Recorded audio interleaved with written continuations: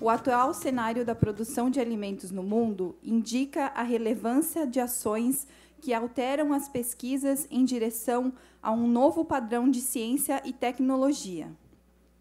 A crise energética e o impacto das mudanças climáticas globais na produtividade agrícola, as commodities brasileiras, a questão ambiental e os efeitos das sementes geneticamente modificadas na saúde pública, no meio ambiente e na economia são pautas cada vez mais constantes nos principais debates referentes ao futuro da produção agrícola no Brasil e no mundo. Entre esses temas, um em particular tem tirado o sono de muitos especialistas: a perturbadora e polêmica teoria do decrescimento econômico. Nessa perspectiva, o objetivo deste seminário é contribuir com o debate que deverá suscitar o aparecimento de uma nova síntese dialética, articulando a produção de alimentos, decrescimento econômico e a construção de uma sociedade menos agressiva em relação a si mesma e ao planeta. Esse evento é uma realização do Laboratório de Educação do Campo e Estudos da Reforma Agrária, o LECERA, da Universidade Federal de Santa Catarina, com o apoio do Centro de Ciências Agrárias e do Programa de Pós-Graduação em Agroecossistemas, do Centro de Ciências Agrárias. Este evento também é patrocinado pela Coordenação de Aperfeiçoamento de Pessoal de Nível Superior, a CAPES, e pela Assembleia Legislativa do Estado de Santa Catarina, a LESC, por meio do gabinete do deputado estadual Sargento Amaury Soares. Neste momento, daremos início à solenidade de abertura do evento. Convidamos para compor a mesa o senhor Neodi Sareta, deputado estadual, presidente da Comissão de Meio Ambiente desta Casa.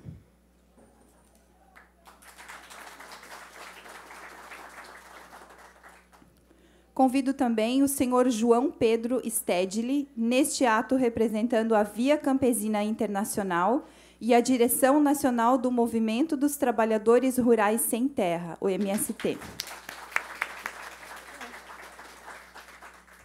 Convido o professor doutor João Luiz Homem de Carvalho, professor da Universidade de Brasília.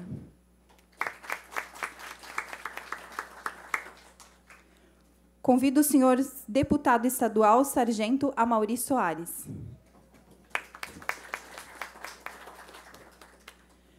Convido também o professor doutor Felipe Lenat, neste ato representando o Instituto de Pesquisa para o Desenvolvimento, o IRD da França.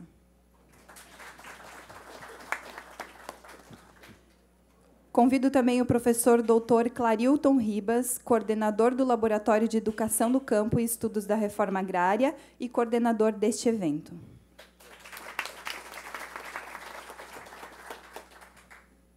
Convido para fazer o seu pronunciamento de abertura o senhor João Pedro Stedley, neste ato representando a Via Campesina Internacional. Quero aproveitar esse momento apenas para cumprimentar, em nome do MST e da Via Campesina,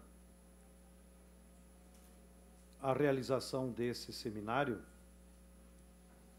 que, na nossa opinião, é muito importante, porque nós estamos enfrentando uma disputa de projetos na sociedade brasileira, entre o projeto do capital e o projeto do trabalho, dos trabalhadores, para organizar a agricultura brasileira e produzir os alimentos que a nossa sociedade precisa. E nesse embate permanente dos dois projetos, a classe trabalhadora precisa criar uma nova hegemonia em torno do seu projeto,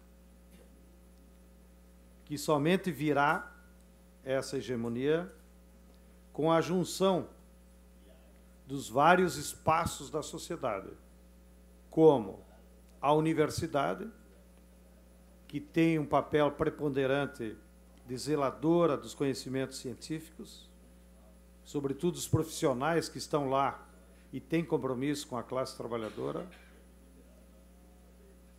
com os espaços legislativos, pelo menos com aqueles deputados que ainda têm compromisso com o povo brasileiro, e os movimentos sociais, que representam a mediação das diversas formas dos agricultores e do povo se organizar.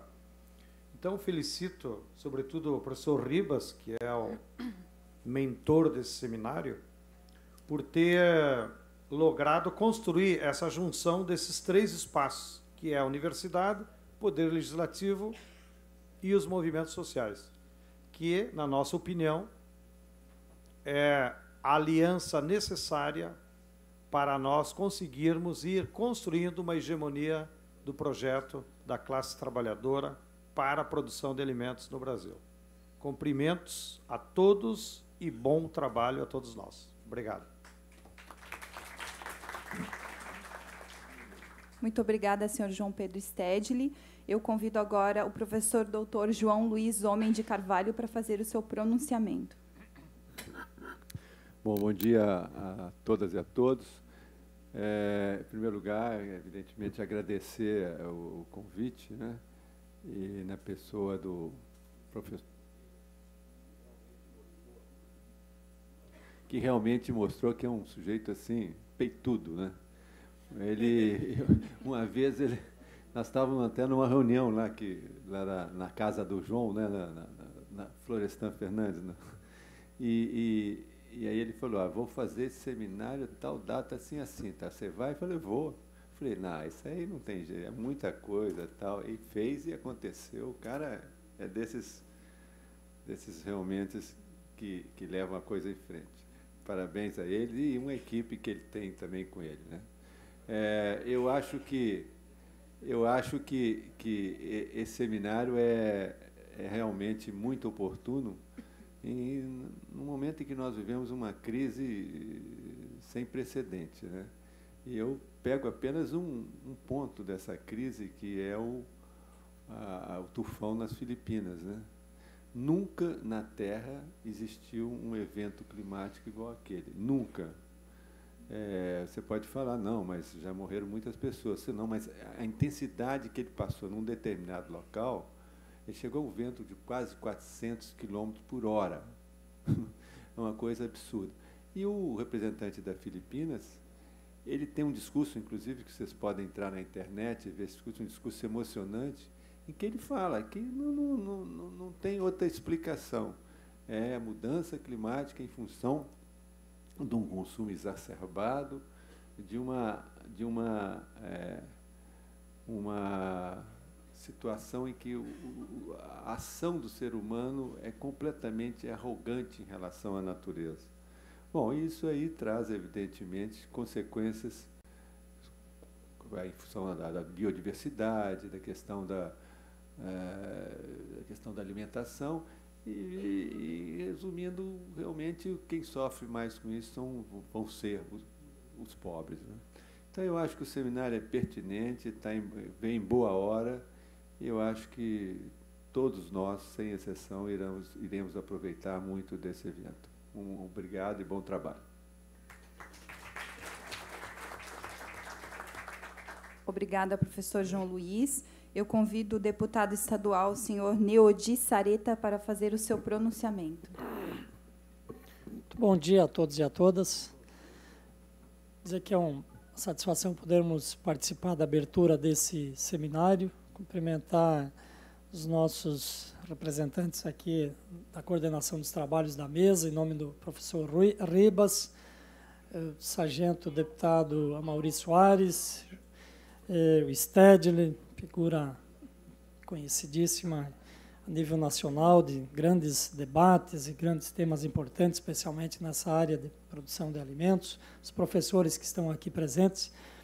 Dizer de que nós, como Comissão de Meio Ambiente da Assembleia, fomos convidados pelo deputado Amaury Soares para também podermos fazer parte e dar a parte principalmente de infraestrutura para que pudesse aqui acontecer esse evento, mas creio que muito mais que isso também é a importância do tema que está aqui em debate. Eu estou retornando aqui como deputado depois de uma experiência importante no Executivo, de 8 anos como prefeito da cidade de Concórdia. Mas antes dessa experiência de prefeito, nós estávamos aqui como deputado, e naquela ocasião estava, em 95 a 2000, justamente iniciando os debates, inclusive legislativos, sobre a questão dos transgênicos. E propusemos aqui alguns projetos apoiados pelo professor Nodari, que eu quero fazer uma homenagem aqui também, e vejo que ele está relacionado aqui para ser um dos palestrantes. E foram os primeiros projetos que tramitaram aqui em Santa Catarina acerca desta matéria. Então, hoje, passaram-se alguns anos, mas ainda as discussões não estão muito diferentes, né? As ideias ainda precisam ser debatidas e amadurecidas para que a gente possa ter uma produção de alimentos tão necessária, mas uma produção sustentável, a produção de alimentos saudáveis, que a gente possa debater que desenvolvimento nós queremos do país. Então, eu acho que esse seminário tem uma missão importante. Estão aqui palestrantes de renome nacional e que certamente contribuirão muito para esse evento. Portanto, eu agradeço a oportunidade de ter sido instado a participar também, de estar aqui presente, de deixar essa mensagem e colocar a Comissão de Turismo e Meio Ambiente da Assembleia Legislativa, da qual nós presidimos, à disposição também dessa luta e desse debate. Um bom seminário a todos. Muito obrigado. Obrigada ao deputado estadual Neudi Sareta. Convido agora para fazer o seu pronunciamento o também deputado estadual Sargento Amaury Soares. Bom dia a todos e todas. Bom dia, só o João Pedro, o professor João, que também respondeu. Dizer da satisfação e do susto de estar nessa mesa aqui logo de manhã, né, e o Ribas nos ligou há 40 minutos dizendo que deveríamos estar aqui, de forma que, né, só o poder de vocês, do Ribas, né, com o respaldo de vocês, para arrebanhar 2 deputados assim em 40 minutos, numa manhã de terça-feira, quando a vida é bastante corrida. Dizer da satisfação, e é uma saudação, embora já o segundo susto foi estar na mesma mesa com o João Pedro Estético. Eu disse, não, na mesa que o João Pedro está, começa com o manifesto. Então, tu chega despreparado, né? De repente, tu não vai conseguir acompanhar, né, a linha de raciocínio do João Pedro. Parabenizar o LECERA, Laboratório de Educação do Campo e Estudos da Reforma Agrária, em nome do qual eu creio que o Ribas fez contato conosco há uns 4 meses atrás, vendo a possibilidade de realizar esse evento aqui na Assembleia Legislativa.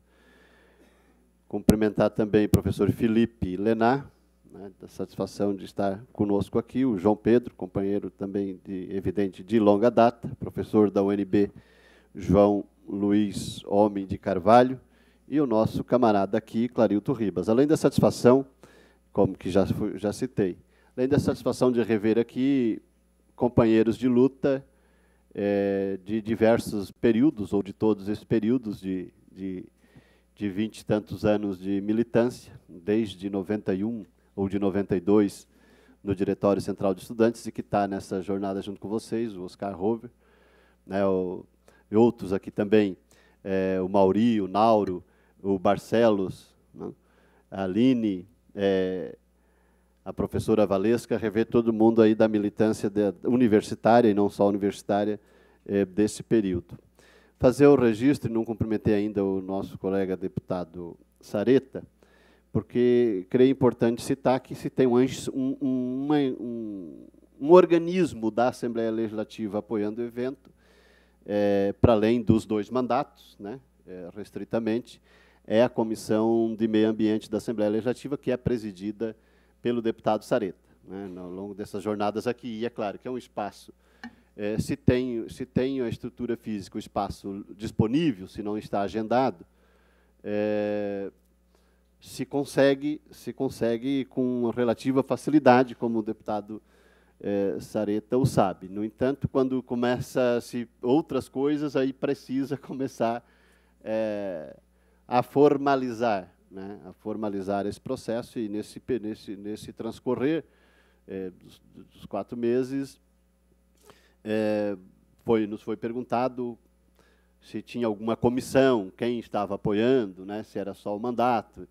Então, eu disse, olha, um núcleo da Universidade Federal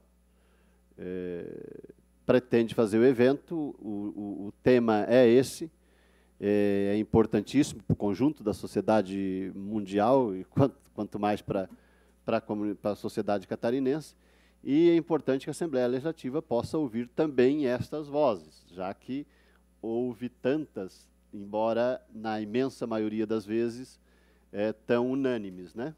Tão parecidas. Então, ouvir outras vozes dentro da Assembleia é uma questão que, evidentemente, nos satisfaz e que faz justificar a existência do mandato. Mas precisa ter um órgão, como é que vai formalizar? E aí, imediatamente, a gente lembrou da comissão, qual a comissão que pode apoiar? Da Comissão de Meio Ambiente, que é presidida pelo deputado Sareta. Então, fazer esse registro, né, que precisa, isso tá claro para a gente não... Bom, eu estou gastando tempo para falar disso, e a maioria de vocês, se não a totalidade, está achando um saco, né? Um cara vem ali para ficar falando que é outro. Não, porque na chamada para cá, o deputado Soares, como, né, o deputado coorganizador, eu acho que tem todo um processo, e não fosse a Comissão de Ambiente estar junto, com certeza teríamos mais restrições aqui dentro. No mais, né, e aí para resumir isso, né, no mais, dizer da nossa satisfação de poder contribuir, é o que vale a pena, né, dos momentos que vale a pena exercer um mandato na Assembleia Legislativa, é justamente quando a gente pode contribuir para a amplitude do debate, para o aprofundamento do debate, e especialmente para colocar na mesa, em discussão e na pauta, colocar temas absolutamente relevantes, necessários, que têm sido triturados, vamos dizer assim, né, pela grande propaganda, né, pela propaganda da grande mídia, tem sido triturado a ideia correta, a ideia boa, a ideia efetivamente emancipatória, efetivamente viabilizável para o futuro da humanidade. Tudo que a gente mais ouve hoje em dia, nesta sociedade, é a palavra sustentável. A gente ouve sustentável para tudo, até para distribuir veneno, ou especialmente para distribuir veneno, na forma de carro, na forma de... né? Tudo é sustentável. E qualquer análise, ou melhor, uma análise medianamente informada,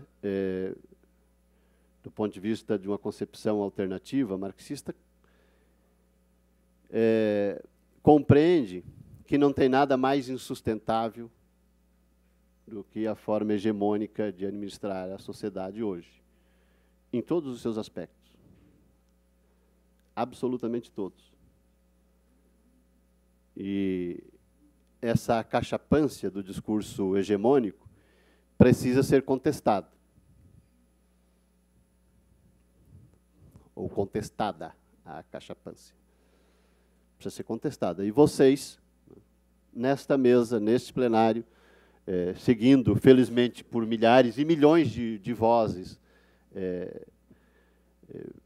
não só nas universidades, mas na sociedade, são essa voz contra-hegemônica que a gente precisa contribuir, usar os espaços possíveis para contribuir e se fazer mais clara, mais entendida ou mais ouvida, né, para que possa ser mais entendida também. Então, era isso a minha saudação, dizer da alegria de poder estar aqui. Vamos estar na correria, justamente terça e quarta, é justamente os 2 dias que deputado trabalha, desculpa a forma de dizer, o que mais trabalha, porque as atividades formais acontecem na terça e na quarta. Depois são eventos e etc. e outras correrias, mas as votações aqui, que tem um mês para terminar o ano, o que não aconteceu o ano inteiro, né? E o Nauro sabe disso, tem acompanhado aqui de perto, o que não aconteceu o ano inteiro, o marasmo do ano inteiro, vai vir agora na troca, na forma de atropelamento de patrolaço, né, nas últimas 4 semanas do ano. Na terça e na quarta, sempre. Então, nada acontece nos outros 5 dias. Né? Na terça e na quarta é o dia que liga a patrola e quem não está antenado fica por baixo. Né? Então, mas na medida do possível, a gente vai buscar acompanhar os debates e as palestras aqui, que com certeza tem muitas contribuições importantes a dar para a nossa sociedade, para a sociedade inteira. Muito obrigado. Muito obrigada ao deputado estadual Sargento Amaury. Eu convido agora o senhor Felipe Lenar para encerrar os pronunciamentos da mesa de abertura. Bom dia a todas e a todos. Primeiro, gostaria de parabenizar o professor Ribas e os organizadores desse seminário, porque por essa iniciativa, é claro, e também por ter deixado se expressar algumas correntes que são pouco ouvidas, como aquela do decrescimento. Eu gostaria só de ressaltar 2 coisas. A primeira é que faz alguns anos já que está se firmando uma outra maneira de fazer ciência. Uma maneira engajada, compromissada com os movimentos sociais, com a sociedade, compromissada com a questão ambiental. E se trata de um enriquecimento mútuo, quer dizer, a ciência aprende e as outras pessoas também aprendem com a ciência. Então, é um intercâmbio extremamente vantajoso e interessante. Então, esse é o primeiro ponto. O segundo ponto seria uma evidência, é que o sistema contra o qual nós nos posicionamos é extremamente poderoso. Ele é poderoso não só porque ele tem os meios financeiros, políticos, a grande mídia, mas também porque ele está sutilmente entranhado nas nossas cabeças. Então, é por isso que seminários como este permitem difundir ideias, discutir, e difundir essa ideia fundamental que, como diziam os militantes do ataque, outro mundo é possível. Então, eu tenho certeza que nossos intercâmbios, nossas trocas vão ser muito proveitosas e desejo um bom seminário a todos. Obrigado.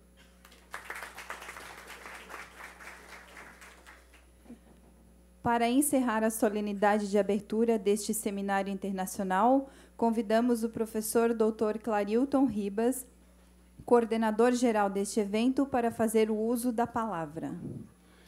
Bem, bom dia a todos. Inicialmente e, obviamente, obrigado pela presença de todos, nomeadamente os nossos preclaros convidados para proferir suas palestras. Nós agradecemos muito. Não podemos deixar de fazer uma menção aos guerreiros colaboradores do Laboratório de Educação do Campo, Estudos da Reforma Agrária, que se desdobraram em todos os esforços possíveis para fazer desse evento um sucesso que a gente espera que ele tenha. Companheiros e companheiras, eu preparei até 1h da manhã, mais ou menos, uma pequena fala de abertura, que, aliás, não era tão pequena assim. Mas eu quero dizer para vocês que tem 2 notícias boas a dar. Primeiro, que eu vou poupá-los dessa fala, porque a gente está já um pouco avançado da hora e vamos tentar garantir o mínimo de consideração ao tempo planejado, porque se a gente começa atrasando, isso dá um efeito em cascata, que a gente vai acabar esse seminário domingo. Portanto, essa é a primeira boa notícia para vocês. Eu vou poupá-los de um texto da minha lavra, vamos ver se encontramos outra destinação a ele, ainda que seja a crítica roedora dos ratos, como dizia o velho Marx. A segunda boa notícia é que eu tenho um presente para todos aqui. Um presente na forma de uma carta, que era parte da fala, mas que eu vou me restringir à carta porque ela, a meu juízo, diz tudo o que a humanidade está precisando ouvir. É de um escritor português da melhor cepa, um escritor morto recentemente, a quem eu pessoalmente atribuo o segundo ou terceiro nome principal da literatura portuguesa de Portugal, o grande companheiro José Saramago. Ele escreveu uma carta ao Fórum Social Mundial, ao segundo Fórum Social. Que ano foi, João, o segundo Fórum? 2002, né? Por aí, 2003. Pois bem, o José Saramago escreveu essa carta que eu acho que encerra poética e maravilhosamente tudo o que a humanidade precisa ouvir, e, portanto, eu passo a ler essa carta e peço-vos a atenção. Citando literalmente José Saramago. Começarei por vos contar, em brevíssimas palavras, um fato notável da vida camponesa ocorrido numa aldeia nos arredores de Florença há mais de 400 anos. Permito-me pedir toda a vossa atenção para esse importante acontecimento histórico, porque, ao contrário do que é corrente, a lição moral que se pode extrair do episódio não terá de esperar o fim do relato, saltar-vos-á ao rosto em seguida. Pois estavam os habitantes nas suas casas ou a trabalhar nos cultivos, entregue cada um aos seus afazeres e cuidados, quando de súbito se ouve soar o sino da igreja. Naqueles tempos piedosos, e vejam, estamos a falar de algo sucedido no século XVI, os sinos tocavam várias vezes ao dia e, dessa forma, não haveria motivo de estranheza. Porém, aquele sino dobrava melancolicamente o toque de finados. E isso, sim, era surpreendente, uma vez que não constava que alguém na aldeia se encontrasse adoentado ou próximo das vias de passamento. Saíram, portanto, as mulheres à rua, juntaram-se as crianças, deixaram os homens as lavouras e os seus trabalhos, e em pouco tempo estavam todos reunidos dentro da igreja à espera de que lhes informassem quem deveria ser chorado. O sino tocou ainda por mais alguns minutos e finalmente calou-se. Instantes depois, a porta abria-se e um camponês aparecia no seu limiar. Ora, não sendo este o homem encarregado de tocar habitualmente o sino, compreende-se que os vizinhos lhe tenham perguntado onde se encontrava o sineiro e quem era o morto. Diz o camponês: o sineiro não está aqui. Eu é que toquei o sino, foi a resposta. Mas então não morreu ninguém? Tornaram os vizinhos a perguntar, e o camponês respondeu: ninguém que tivesse nome e figura de gente. Toquei o dobre de finados pela justiça. Porque a justiça está morta. Que acontecera, então? Acontecera que o ganancioso senhor do lugar, algum conde ou marquês sem escrúpulos, andava desde há tempos a mudar de lugar as cercas dos seus limites, metendo-os para dentro de pequena parcela do camponês, mais e mais reduzida, cada vez mais e mais. O pobre camponês lesado tinha começado por protestar e reclamar. Depois, pediu compaixão. E, finalmente, resolveu queixar-se às autoridades e acolher-se à proteção da justiça. Tudo sem resultado. A expoliação continuou. Então, desesperado, decidiu anunciar, urbi et orbi, uma aldeia, e uma aldeia tem o exato tamanho do mundo para quem sempre nela viveu, decidiu anunciar a morte da justiça. Talvez pensasse que o seu gesto de exaltada indignação conseguiria comover e a pôr a tocar todos os sinos do universo, sem diferença de raças, credos, costumes, que todos eles, sem exceção, o acompanhariam no dobre de finados pela morte da justiça, e não se calariam até que ela fosse, enfim, ressuscitada. Um clamor tamanho, voando de casa em casa, de aldeia em aldeia, de cidade em cidade, saltando por cima das fronteiras, lançando pontes sobre rios e mares, por força haveria de acortar o mundo adormecido às injustiças. Bem, não sei o que sucedeu depois, não sei se o braço popular foi ajudar o camponês a repor o limite do seu sítio já tão pequeno, ou se os vizinhos, em vez que a justiça tinha sido declarada defunta, regressaram resignados, de cabeça baixa e alma triste, à vida de todos os dias. É bem certo que a história nunca nos conta tudo. Suponho ter sido essa a única vez em qualquer parte do mundo um sino, uma campânula de bronze inerte, depois de tanto haver dobrado pela morte de seres humanos, chorou a morte da justiça. Nunca mais tornou a ouvir-se aquele fúnebre dobre na aldeia de Florença, mas a justiça continuou e continua a morrer todos os dias.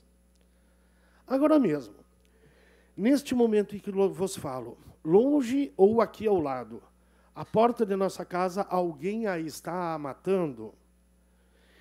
De cada vez que morre, é como se, afinal, nunca tivesse existido para aqueles que nela tinham confiado, para aqueles que da justiça esperavam todos o que temos todo o direito de esperar. Justiça, simplesmente justiça.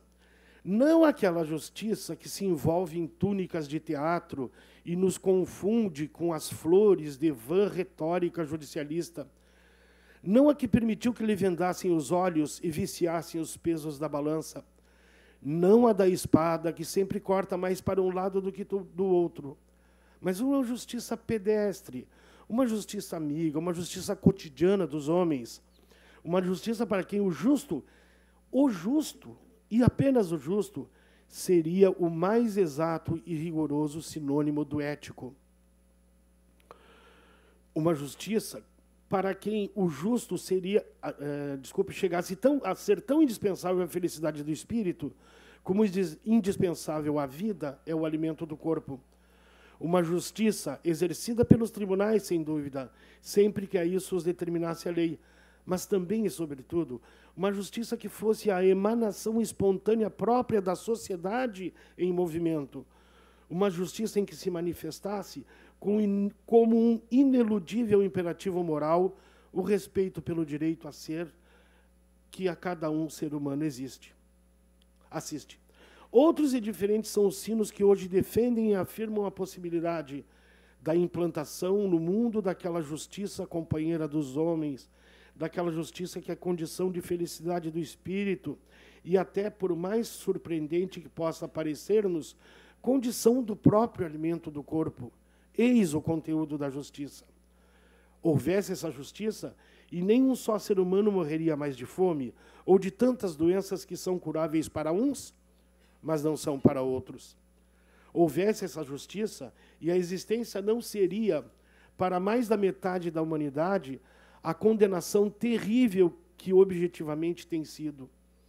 Estes sinos novos, cuja voz vem se espalhando cada vez mais forte por todo o mundo, são os múltiplos movimentos de resistência e ação social que propõem o restabelecimento de uma nova justiça distributiva e comutativa que todos os seres humanos possam chegar a reconhecer como intrinsecamente sua, uma justiça protetora da liberdade e do direito, não de nenhuma de suas negações. Tenho dito que para essa justiça dispomos já de um código de aplicação prática ao alcance de qualquer compreensão, e que esse código se encontra consignado há 50 anos na Declaração Universal dos Direitos Humanos. Aqueles 30 direitos básicos e essenciais, dos quais hoje só vagamente se fala, quando não sistematicamente se silencia. mas mais desprezados e conspurcados neste dia do que o foram há 400 anos a propriedade e a liberdade do camponês de Florença. E também tenho dito que a Declaração dos Direitos Humanos, tal qual se encontra redigida e sem necessidade de alterar sequer uma vírgula, poderia substituir com vantagem os programas de todos os partidos políticos do mundo, nomeadamente os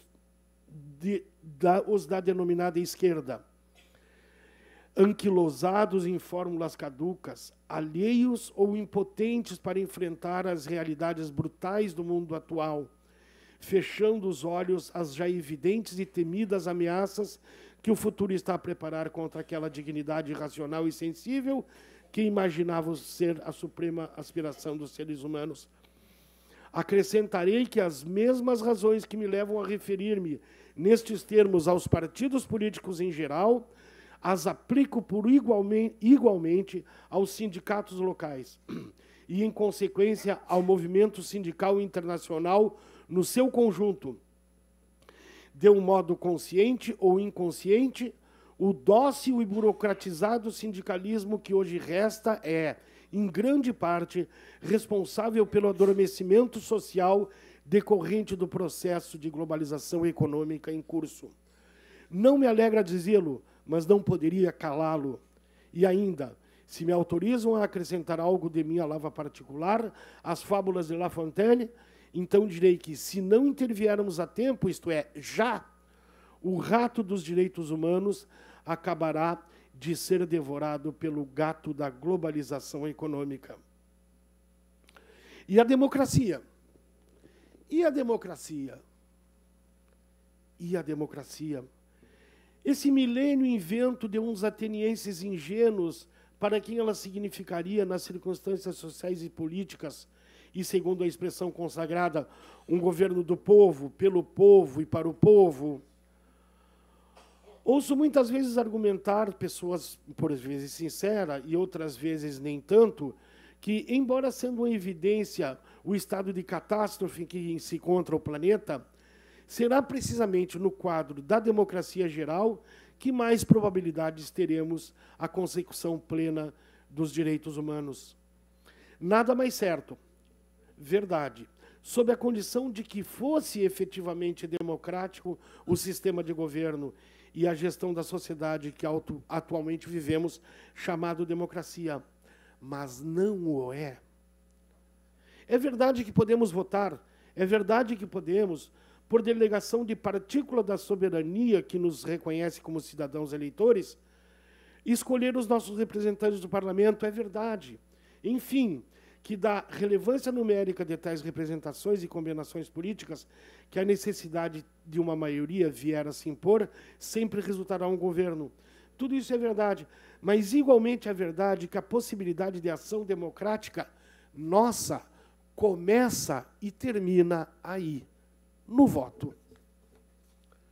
O eleitor poderá tirar um governo ou outro que não lhe agrade e trocar por outro, mas o seu voto não teve, não tem, nem nunca terá qualquer efeito possível sobre a única e real força que governa o mundo e, portanto, o seu país e a sua pessoa.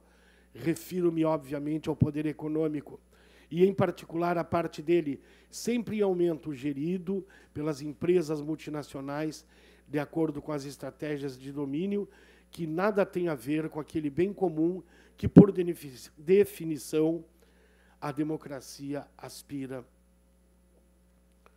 Nada mais tenho a dizer. Ouço apenas... nada mais tenho a dizer. Ou sim, apenas uma palavra, para pedir um instante de silêncio. O camponês de Florença acaba de subir na torre da igreja. O sino vai tocar. Ouçamo-lo, por favor. Muito obrigado. Um bom seminário a todos nós. Sejam todos bem-vindos.